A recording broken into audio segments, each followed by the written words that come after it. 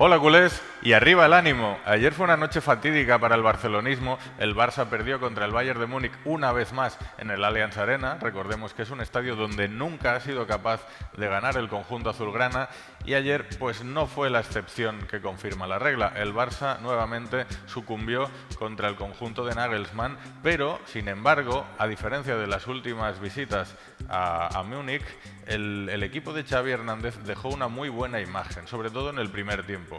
El equipo jugó, generó muchas ocasiones de gol, dominó en muchas fases del partido al Bayern y pudo conseguir una victoria. De hecho, eso es lo que opinaba el entrenador, el técnico Xavi Hernández, después del partido. Se fue enfadado, cabreado, dijo textualmente, porque consideraba que no habían merecido el empate, sino que habían merecido la victoria. La realidad, un 2-0 en contra, que complica un poquito más las cosas para el equipo de cara a la clasificación para los octavos de final de la Champions League. El Barça se lo jugará principalmente todo contra el Inter de Milán. Pero bueno, más allá de eso, hoy con Lluís Regàs vamos a comentar un poco la resaca de ese partido de Champions y un poco las sensaciones, el pozo que ha dejado esta derrota un poco agridulce, podríamos decir. Lluís, tú que viste ayer el partido, como gran culé, ¿qué opinas de las sensaciones de la derrota de ayer? Podemos hacer la lectura que queramos, ¿no? Podemos ver el vaso medio vacío o medio lleno. Es decir, está claro que el Barça mejoró mucho respecto al año pasado, a los dos últimos años. Es un Barça que compitió, es un Barça que presionó muy bien al Bayern, le ganó la partida táctica, técnica, en todos los sentidos en la primera parte. Entonces fue un Barça que mereció ir al descanso con victoria, posible penalti a Dembélé que no se pitó, pero lo que no es concebible es que en 5 minutos de la segunda parte todo se fuera al garete, ¿no? Entonces podemos hacer la lectura que queramos, es evidente que el Barça ha dado un paso adelante, pero personalmente también pienso que el Barça todavía no está en condiciones para competir en Europa. ¿Crees que hay un problema de mentalidad? Porque es verdad que el equipo dominó, tuvo ocasiones, el Bayern estuvo sometido durante varios instantes del partido al Barça, pero luego en el segundo tiempo, cuando el Bayern mete el primer gol en un córner a raíz de un despiste defensivo, el Barça otra vez da la sensación de que se desmorona y se deja comer la tostada enseguida y el Bayern puso las pilas y enseguida marcó el segundo gol. Sí, yo creo que el partido demostró en la primera parte que el Barça estaba mucho más metido en el partido, mucho más motivado, ¿no?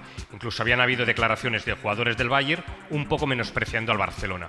Entonces yo creo que el equipo salió muy enchufado, muy entonado, con las ideas muy claras y dominando claramente al Bayern, sorprendiendo al Bayern con una presión muy alta, que ellos no podían maniobrar, la posesión de la pelota era del Barça. Pero en el momento que el Bayern se adelanta, ahí es cuando vuelven todos los fantasmas. Es cuando el equipo se precipita, pierde el norte y el Bayern ahí te mata con un segundo gol, ¿no? Entonces, bueno, ahí se demostró que el Barça un poco, como dijo Xavi, ¿no? Falta competir, falta mala leche. El Barça todavía está en construcción y hay datos, sensaciones en que al equipo le falta todavía putería, ¿no? Le falta ser más competitivo, más rocoso. Técnicamente ha demostrado mucho, pero el Barça para competir todavía tiene que dar 1 o 2 pasos hacia adelante. Se generaron unas 7 ocasiones claras de gol por parte del Barça.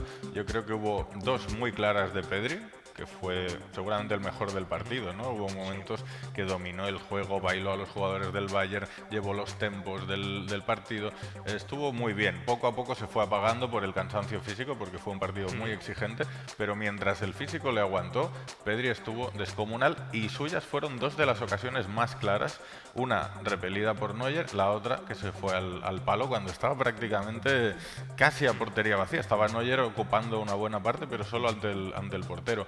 Luego Lewandowski también tuvo 2 ocasiones muy claras, otra repelida por Neuer, otra que se fue fuera. Rafinha ajustó 2 lanzamientos muy cerquita del arco, pero ambos se fueron fuera.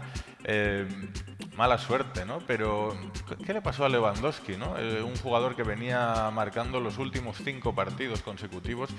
Ayer se le apagó la pólvora. Sí, tampoco creo que fueran errores descomunales ni garrafales de Lewandowski, pero igual había un punto de ansiedad, ¿no? Es decir, en otras circunstancias Lewandowski 1 o 2 goles hubiera marcado ayer, ¿no? Entonces yo le atribuyo un poco un exceso a lo mejor de presión por el propio jugador, querer demostrar más de lo que debe en un partido. Y bueno, y no es normal que Lewandowski tenga 3 claras ocasiones y no enchufe ninguna, ¿no? Bueno, son cosas que pueden pasar en algún partido y se ha demostrado que cuando Lewandowski no marca, el Barça tampoco. Empató con el Rayo a 0, ayer volvió a quedarse a 0 y hay un dato otra vez un poco preocupante, ¿no? Es el tercer partido consecutivo que el Barça no le marca un gol al Bayern.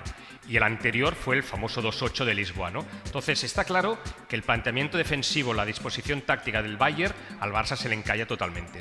Sí, pero ayer se le encalló solo por la falta de acierto, Sí, no sí, porque sí. el Barça no generase, porque lo generó, ¿no? El problema, quizás un miedo escénico, no sé muy bien. En todo caso, otro jugador que últimamente venía rindiendo muy buen nivel y ayer pasó desapercibido fue Ousmane Dembélé. Sí. Provocó un posible penalti bastante claro, pero que no fue sancionado por el árbitro, cosa que también hizo cabrear a Xavi.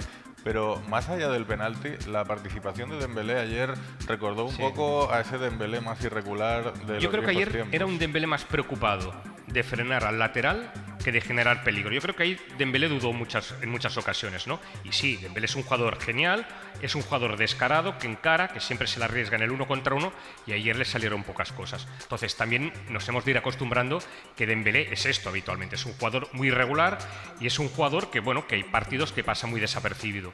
Él generó un contraataque muy bueno que no supo culminar Lewandowski, pero luego sí que un poco se apagó con el equipo, ¿no? Y un poco con el marcador en contra, ya el equipo pues él un poco desapareció. Sí, yo creo que tanto él como Rafinha también fueron víctimas de la feroz presión del Bayern, ¿no? Sí.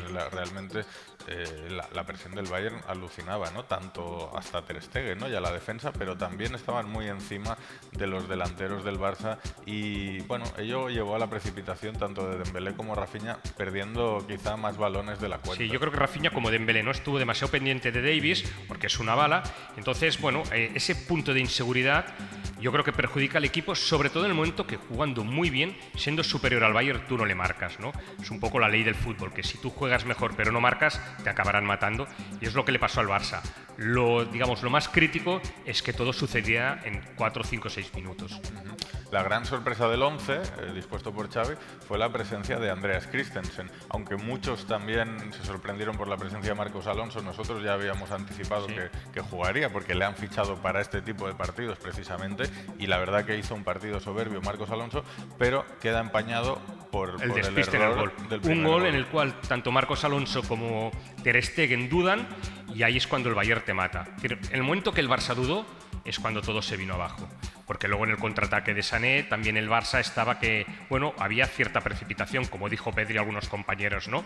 El Barça quiso arriesgar mucho y el Bayern en un plis-plas lo cogió otra vez a la contra y nada, haciendo muy poco, el Bayern ganó un partido, digamos que tuvo una segunda parte muy plácida. En ese marcaje a Lucas Hernández, ¿crees que era más tarea de Marcos Alonso tenerlo sujeto o quizá Ter Stegen tenía que haber salido? Ter Stegen es un portero que suele salir muy poco de la portería. Sale cuando el Barça tiene la pelota. Pero cuando el rival la tiene, es un portero, no es Zubizarreta, evidentemente, porque el fútbol ha evolucionado, pero es un portero al cual le cuesta salir. Es un portero que se queda muy en la línea de gol. Y bueno, Araujo sí que repitió titularidad, Koundé por la derecha, pero sorprendía la presencia de Christensen en detrimento de Eric García, que había rendido a buen nivel y que desde Sevilla pues ha estado en el banquillo. Sí, parecía que iba a jugar Eric García. Bueno, a lo mejor Xavi buscaba un futbolista con un poco más de experiencia, mejor salida del balón, que es discutible.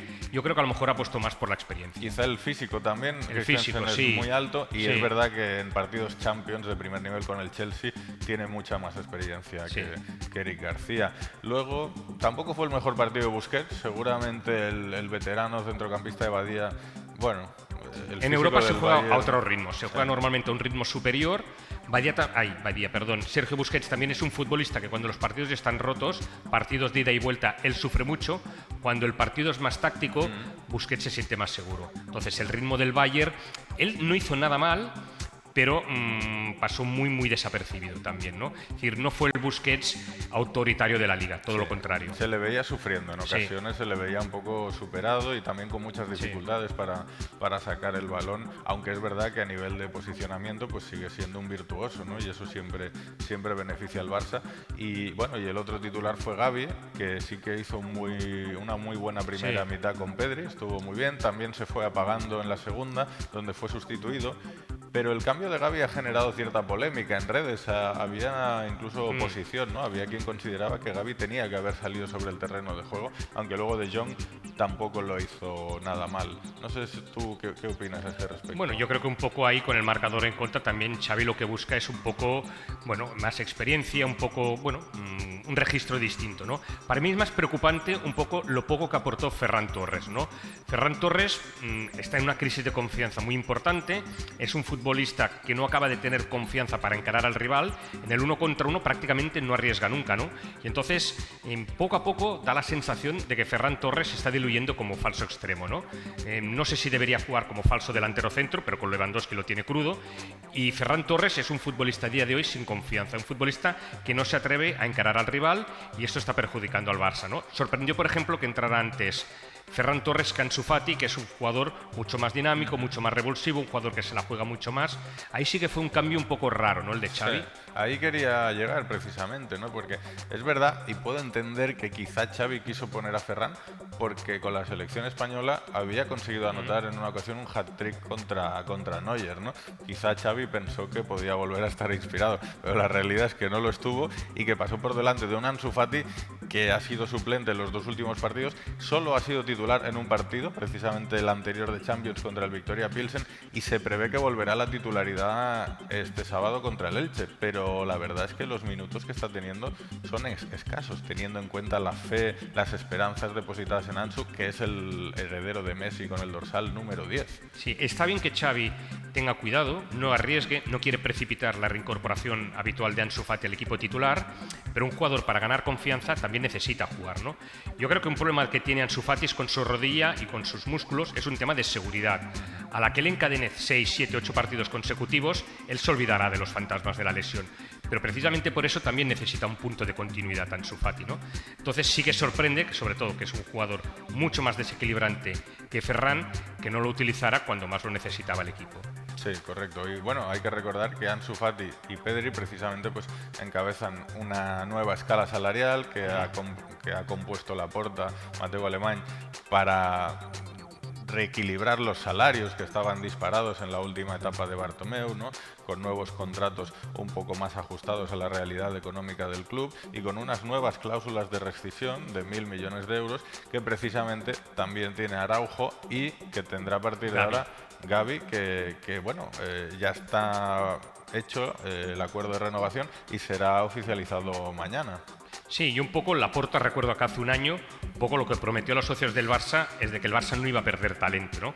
En una situación hace un año de crisis deportiva, de crisis económica, lo que no se podía permitir el Barça era perder a sus cracks, a sus jugadores de futuro. Entonces no se sabía lo de las palancas, no se sabía qué podría hacer el Barça en el mercado de verano y en el de invierno. En el de invierno un poco fichó jugadores muy baratos con la única excepción de Ferran Torres. Entonces sí que quedó claro que la apuesta de Laporta era un poco por los jóvenes de la cantera. Y ahí, bueno, pues han sido 4 negociaciones, algunas más complejas, otras más sencillas, y al menos sí que el Barça ha atado a jugadores de 19 a 23 años, ¿no? Yo creo que es un acierto del club y que a medio o largo plazo esto tiene que dar unos buenos resultados. Bueno, pues culés, con esto nos vamos a ir despidiendo. Ya sabéis que podéis seguir este análisis en nuestra página web, culemania.com, en nuestra página de Facebook, que es Seguidores de Culemanía, y también en nuestra cuenta de YouTube. Hemos analizado la derrota del Barça. Es verdad que dejó sensaciones malas por el resultado, aunque no por el juego. Y bueno, yo creo que Xavi, sobre todo, tiene que trabajar, lo que comentamos, la mentalidad del equipo para ser más competitivo, para competir mejor. Sí, para tener más mala leche, como él mismo dijo. El Barça tiene que ser un equipo todavía más duro. Correcto. Pues vamos a ver si lo conseguimos. El sábado jugamos contra el Elche y ahora viene un paroncillo de selecciones, así que ya de cara a principios de octubre se retoma la competición.